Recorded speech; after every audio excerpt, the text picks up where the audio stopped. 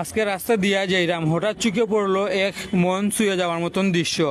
দেখি একজন ভ্যান চালক চাচা খুব কষ্ট করি ভ্যান চালাইরা ডাউন উপরে দিয়ে তোলার চেষ্টা করা। তখনও আরেকজন রিক্সা চালক মামা খান্দা তাইয়া তাইনোর দাঁড়াইছেন। তাই অটো রিক্সা তাকে ফাও দিয়া ঠেলা দিয়া চেষ্টা করা ভ্যানটারে সামনে লইয়া যাওয়ার। সত্যি বলতে এমন দৃশ্য খুব একটা দেখা যায় না এই বাস্তব জীবনও, যেখানে সবাই নিজের মতন করে দৌড়াইরা ওই জায়গাত আরেকজন রিক্সা চালক মামা সাহায্যের হাত বাড়াইয়া দিছেন।